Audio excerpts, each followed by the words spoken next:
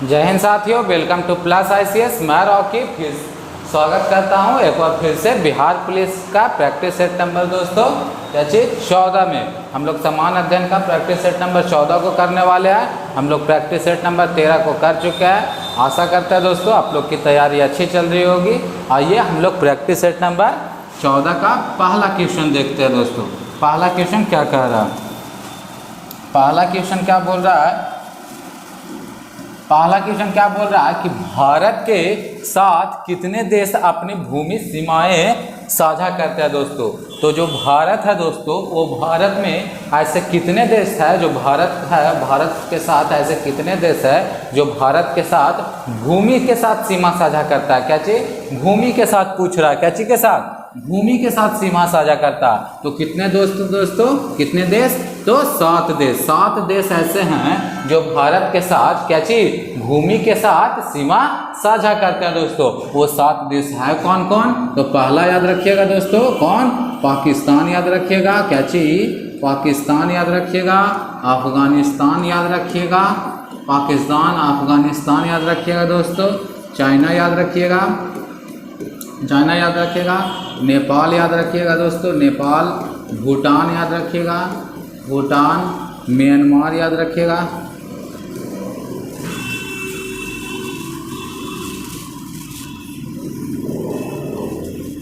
Myanmar याद रखिएगा दोस्तों। और बांग्लादेश। और क्या चीज? तो बांग्लादेश। ये 7 देश दोस्तों, 1 2 3 4 5 6, ये 7 देश है जो दोस्तों ये क्या चीज जो भारत के साथ भूमि के साथ सीमा साझा करते हैं। और ये 7 देश में से जो सबसे ज़्यादा लंबा सीमा साझा करता है वो कौन है दोस्तों? सबसे लंबा सीमा साझा कौन करता है? सबसे लंबा सीमा साझा, सबसे लंबा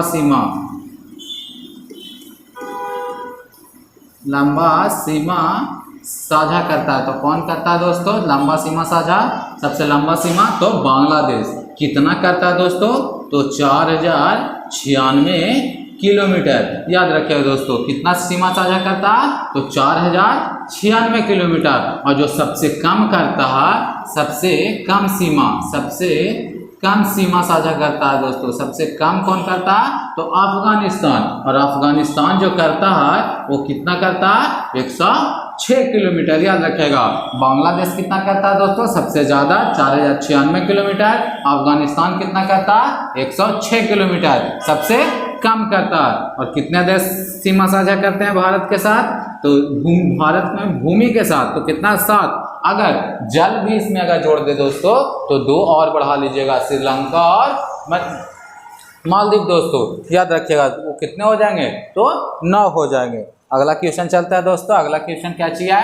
निम्नलिखित में से किस अधिनियम से भारत में प्रांतीय शासन में द्वैध शासन? याद रखिएगा दोस्तों, जो प्रांतीय शासन प्रशासन में द्वैध शासन जब भी पूछे कि जब प्रांतीय शासन में द्वैध शासन की प्रक्रिया किस अधिनियम द्वारा लाया गया था, तो जब भी प्रांत में पूछे तो क्या चीज मारिएगा? 1919 का भारत सरकार अधिनियम द्वारा दोस्तों। ये 1919 का भारत सरकार अधिनियम को ही क्या चीज बोला जाता है?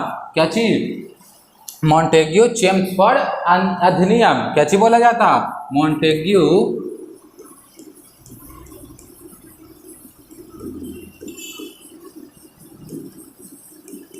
मॉन्टेग्यू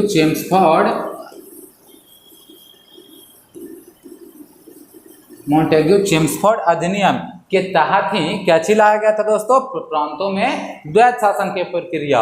अगर पूछ दे कि केंद्र में द्वैध शासन, ये तो हो गया प्रांत में दोस्तों। अगर पूछ दे केंद्र में द्वैध शासन, अगर केंद्र में द्वैध शासन पूछ दे, केंद्र में द्वैध शासन, तो क्या चीज बोलिएगा? केंद्र में द्वैध शासन की प्रक्रिया कौन लाया था? तो किस अधिनियम के द्वारा आया था? तो भारत सरकार अधिनियम 1935 के द्वारा। भारत सरकार अधिनियम 1935 के द्वारा कब आया था दोस्तों? भारत सरकार अधिनियम 1935 के द्वारा केंद्र में द्वैध शासन आया था। और 1919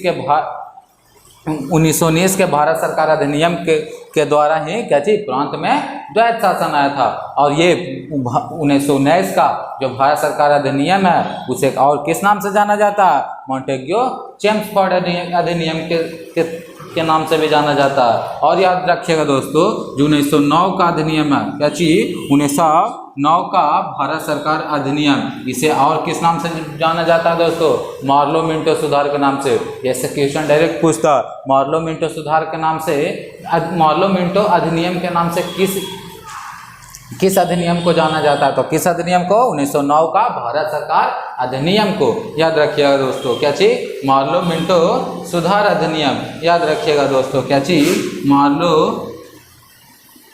मार्लो मिंटो सुधार अधिनियम के नाम से कौन जाना जाता है दोस्तों? तो 1909 का भारत सरकार अधिनियम। और 1909 का भारत सरकार अधिनियम के द्वारा ही क्या किया था दोस्तों?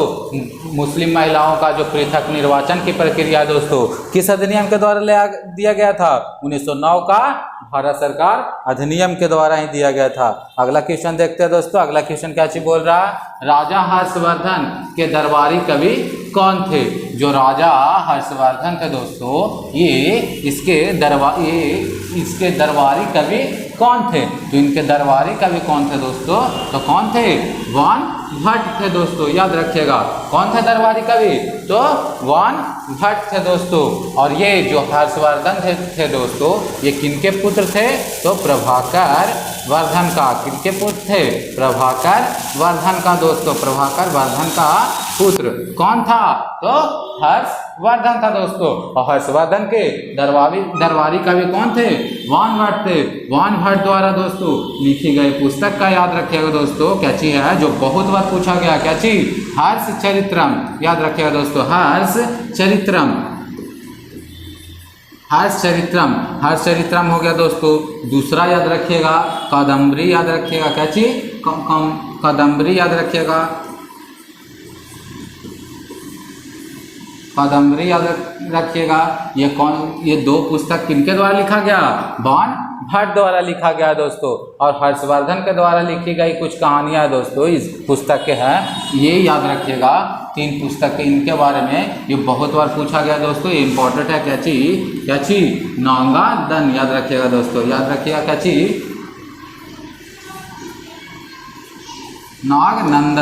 नागनंदन दोस्तों। दूसरा याद रखिएगा रत्नावली। याद रखिएगा, पहला क्या चीज? नागनंदन। दूसरा क्या चीज? रत्नावली। तीसरा याद रखिएगा दोस्तों प्रियदर्शी। क्या चीज? प्रियदर्शिका। याद रखिएगा, प्रियदर्शिका। ये किसकी पुस्तक के हैं? तो हर्षवर्धन के। और हर्षवर्धन के दरबारी कवि कौन थे? वान भट्ट। और वान भट्ट के द्वारा क्या चीज लिखा गया था? हर्षचरित्रम और कादम्बरी। और हर्षवर्धन के द्वारा क्या कौन से पुस्तक के लिखा गया था? नागनंदन, रत्नावली और प्रियदर्शिका दोस्तों। और याद रखिएगा, इनसे इंपॉर्टेंट क्वेश्चन एक और बनता है दोस्तों। इन्होंने अपनी राजधानी चेंज की थी। राजधानी कहाँ से कहाँ परिवर्तन किए थे? किसने? हर्षवर्धन द्वारा राजधानी परिवर्तन किया गया था। वो कहाँ से कहाँ? ज्ञानेश्वर से कहाँ तक? कहाँ से कहाँ किया गया था दोस्तों? कन्नौज तक। याद रखिएगा, कहाँ से कहाँ तक दोस्तों? ज्ञानेश्वर से कन्नौज तक। याद रखिएगा राजधानी परिवर्तन में। अगला क्वेश्चन देखते हैं। अगला क्वेश्चन क्या चाहिए? बथुकम्मा त्योहार किस राज्य से संबंधित है? जो बथुकम्मा है दोस्तों, याद रखिएगा, ये क्वेश्चन पूछा गया प्रीवियस ईयर में। जो बथुकम्मा त्योहार है, ये कहाँ का त्योहार है दोस्तों? किस राज्य में मनाया जाता है? तो तेलंगाना में मनाया जाता है। याद रखिएगा, बथुकम्मा कहाँ? तो तेलंगाना राज्य में। निम्न में से कौन सा राष्ट्रीय उद्यान मध्य प्रदेश में स्थित है दोस्तों? राष्ट्रीय उद्यान मध्य प्रदेश में।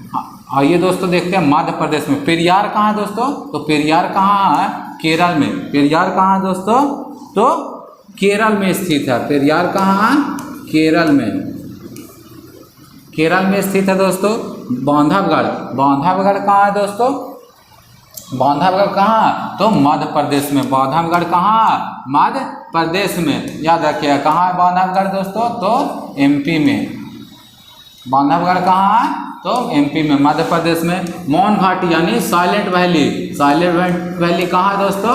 तो केरल में। नंदा देवी कहाँ है दोस्तों? नंदा देवी कहाँ? तो उत्तराखंड में दोस्तों। नंदा देवी कहाँ? उत्तराखंड में। साइलेंट वैली कहाँ? केरल में। बांधवगढ़ कहाँ? मध्य प्रदेश में। पेरियार कहाँ? पेरियार राष्ट्रीय उद्यान कहाँ? तो केरल में दोस्तों। और देखते हैं हम लोग दोस्तों मध्य प्रदेश में अन्य, देखते हैं कि अन्य कौन कौन से जो है वो राष्ट्रीय उद्यान है। क्या चाहिए दोस्तों, क्या चाहिए, माधव राष्ट्रीय उद्यान हो गया दोस्तों, कान्हा हो गया, कान्हा टाइगर रिजर्व हो गया, पन्ना हो गया, पन्ना राष्ट्रीय उद्यान हो गया, सतपुड़ा राष्ट्रीय उद्यान, पुनो वन्य जीव अभयारण्य, पेंच राष्ट्रीय उद्यान, वन विहार राष्ट्रीय उद्यान कहाँ स्थित है, तो कहाँ दोस्तों, मध्य प्रदेश में। ये सब कहाँ है, तो मध्य प्रदेश में। अब एक बार फिर से देखते हैं दोस्तों, माधव राष्ट्रीय उद्यान हो गया, कान्हा टाइगर रिजर्व हो गया, पन्ना टाइगर राष्ट्रीय उद्यान हो गया, सतपुड़ा राष्ट्रीय उद्यान हो गया, कुन्हो वन्य जीव अभयारण्य हो गया, पेंच राष्ट्रीय उद्यान, वन विहार राष्ट्रीय उद्यान कहाँ स्थित है, तो मध्य प्रदेश में। अगला क्वेश्चन चलते हैं। अगला क्वेश्चन क्या चीज बोल रहा है, प्रसिद्ध हिंदी उपन्यास मैला आंचल किसके द्वारा लिखा गया दोस्तों। जो मैला आंचल है, वो मैला आंचल जो उपन्यास है दोस्तों, ये किसके द्वारा लिखा गया, तो मैला आंचल किसके द्वारा लिखा गया, फणीश्वर नाथ रेणु के द्वारा। याद रखिएगा, जो फणीश्वर नाथ रेणु हैं उन्हीं के द्वारा क्या चीज, मैला आंचल उपन्यास लिखा गया। याद रखिएगा किनके द्वारा लिखा गया दोस्तों, मैला आंचल, तो फणीश्वर नाथ रेणु के द्वारा। याद रखिएगा दोस्तों, जो राष्ट्र कवि किसे बोला जाता है, तो राष्ट्र कवि के नाम से कौन जाने जाते हैं दोस्तों,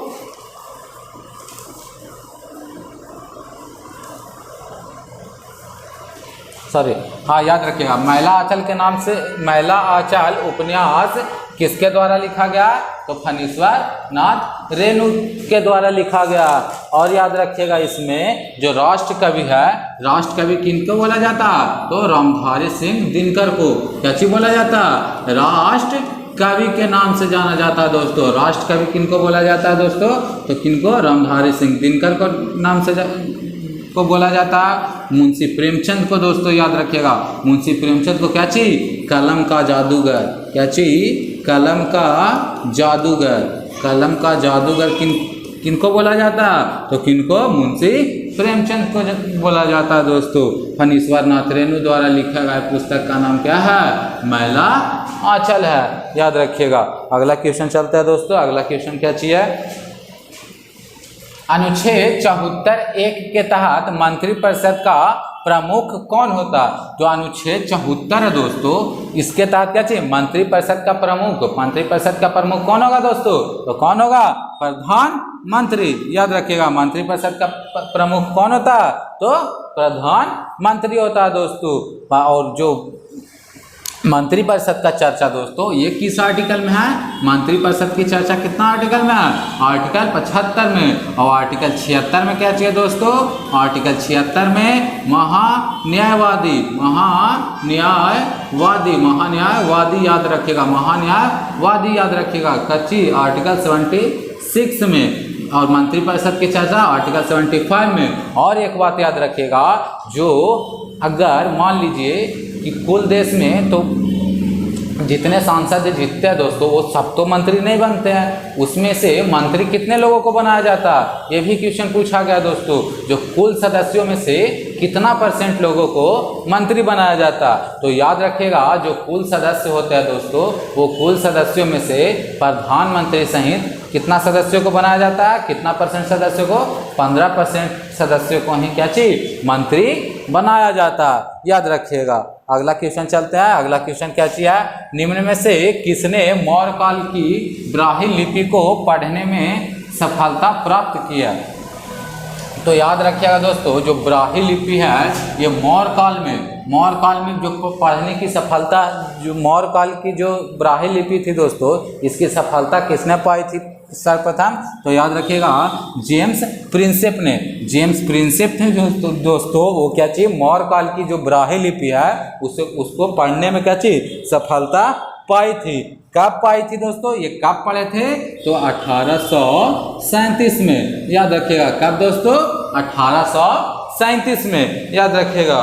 और याद रखिएगा दोस्तों, जो पादेट्री पैंथेलर है, ये भी जो पादेट्री पैंथेलर है दोस्तों, ये भी 1750 ईस्वी में क्या चाहिए, 1750 ईस्वी में इन्होंने भी ब्राह्मी लिपि को पढ़ने में सफलता पाई थी, याद रखिएगा। अगला क्वेश्चन चलते हैं दोस्तों। अगला क्वेश्चन क्या चाहिए? फरवरी 1947 में लॉर्ड बेवेल के स्थान पर भारत का वायसराय किसे नियुक्त किया गया था दोस्तों? तो ये तो सबको ही जानते होंगे कि भारत जब आज़ाद हो रहा था दोस्तों, उस समय क्या चीज लॉर्ड बेवेल को हटा करके जो वायसराय बनाया गया था वो किसे? लॉर्ड माउंटबेटन को बनाया गया था। किसे बनाया गया था दोस्तों? लॉर्ड माउंटबेटन को बनाया गया था। और लॉर्ड माउंटबेटन के द्वारा ही दोस्तों क्या चीज भारत और पाकिस्तान का बंटवारा किया गया था। किसके द्वारा? लॉर्ड माउंटबेटन योजना के ही द्वारा किया गया था दोस्तों, याद रखिएगा। अकबर के शासनकाल के दौरान दीवान के नाम से जाना जाने वाला मुगल अधिकारी मुगल साम्राज्य के किस विभाग से संबंधित था? जो अकबर के शासनकाल में जो दीवान के नाम से जाना जाने वाला मुगल अधिकारी मुगल साम्राज्य का किस विभाग से संबंधित था दोस्तों? जो दीवान था ये किस विभाग से संबंधित था? तो याद रखिएगा वो वित्त विभाग से। किस विभाग से? तो वित्त विभाग से, याद रखिएगा। क्या चीज? वित्त विभाग से। अकबर के शासनकाल में दोस्तों अकबर का जन्म कब हुआ था दोस्तों? तो 1542 में। और मात्र 14 वर्ष की उम्र में दोस्तों, मात्र 14 वर्ष की उम्र में इन्होंने क्या चीज अपने राज्याभिषेक करवाया था दोस्तों। तो 14 वर्ष यानी 1556 में दोस्तों इन्होंने क्या चीज राज्याभिषेक करवाया। कहाँ करवाया था दोस्तों? तो कन्नौर में, याद रखिएगा। कहाँ? तो कन्नौर में करवाया था दोस्तों। कन्नौर कहाँ है? तो पंजाब में दोस्तों। पंजाब में इन्होंने राज्याभिषेक करवाया था। कब? 1556 में। और 1556 में ही इन्होंने पानीपत का दूसरा युद्ध दोस्तों, पानीपत का दूसरा युद्ध लड़ा था दोस्तों। पानीपत का दूसरा युद्ध कब हुआ था? 1556 ईस्वी में, याद रखिएगा। 1556 ईस्वी में क्या हुआ था दोस्तों? पानीपत का दूसरा युद्ध हुआ था। इन्होंने ही दोस्तों मनसबदारी प्रथा, अकबर के द्वारा ही क्या चीज? मनसबदारी प्रथा, ये बहुत बार पूछा गया दोस्तों। मनसबदारी प्रथा किसके द्वारा चलाया गया था? तो किसके द्वारा? तो अकबर के द्वारा, याद रखिएगा। मनसबदारी प्रथा किसके द्वारा चलाया गया था दोस्तों? तो अकबर के द्वारा। और हम लोग इनके बारे में पढ़े भी है दोस्तों। इनका कार्यकाल कितना से कितना तक चला है? 1556 से 1605 तक। 1605 में इनकी मृत्यु हो जाती है दोस्तों, याद रखिएगा। और इनके बारे में हम लोग पिछले वीडियो में पढ़े हैं, एक बार फिर से रिवाइज हो गया। आइए, सूक्ष्म वित्त के संबंध में एसएचजी में एस क्या दर्शाता है दोस्तों? एस क्या दर्शाता है? एस जो है दोस्तों एसएचजी सेल्फ, याद रखिएगा। जो एसएचजी है जो दोस्तों क्या चीज? सेल्फ हेल्प ग्रुप है दोस्तों। इसका फुल फॉर्म क्या चीज होता है? क्या चीज? Self help group.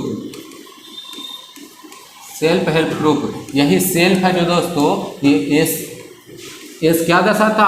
तो सेल्फ को दर्शाता, याद रखेगा। ये पूछा गया क्वेश्चन है एसएसजी में। ये जो सेल्फ है दोस्तों, ये एस है, वो किस चीज को दर्शाता? तो सेल्फ को दर्शाता। अगला क्वेश्चन चलते हैं। अगला क्वेश्चन क्या बोल रहा है? भारत के संविधान का कौन सा अनुच्छेद विशेष रूप से राष्ट्रपति पद की योग्यता से संबंधित है दोस्तों? जो राष्ट्रपति का पद है दोस्तों, आगे याद रखिएगा कि जो पद का चर्चा, राष्ट्रपति का पद का चर्चा वो कितना में है? आर्टिकल 52 में है, याद रखिएगा। आर्टिकल 52 में क्या चाहिए दोस्तों? राष्ट्रपति के पद का चर्चा आर्टिकल 52 में, याद रखिएगा। आर्टिकल 52 में। और पूछ क्या चीज रहा है दोस्तों? पद की योग्यता किस चीज में है दोस्तों? तो याद रखिएगा जो योग्यता है ये किस चीज में है? तो आर्टिकल 58 में। आर्टिकल 58 में क्या चाहिए दोस्तों? पद की योग्यता की चर्चा की गई है दोस्तों, याद रखिएगा। क्या चीज का? तो पद का योग्यता का चर्चा किया गया है।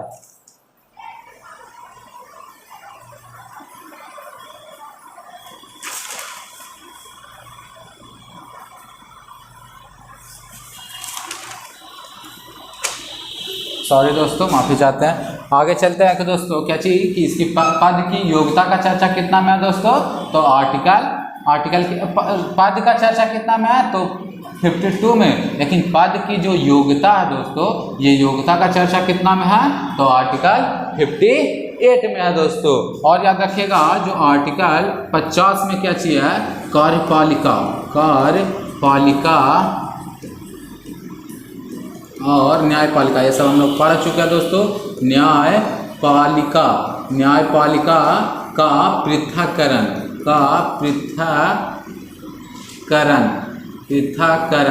न्यायपालिका और कार्यपालिका का पृथक्करण किस आर्टिकल में है, आर्टिकल 50 में। आर्टिकल 60 में क्या चाहिए दोस्तों, आर्टिकल 60 में क्या चाहिए, पद का क्या चाहिए, शपथ दोस्तों। राष्ट्रपति का शपथ का चर्चा कितना में है, शपथ याद रखिएगा, क्या चाहिए, शपथ का चर्चा कितना में है, तो कितना में, तो आर्टिकल 60 में। आर्टिकल 56 में क्या चाहिए दोस्तों,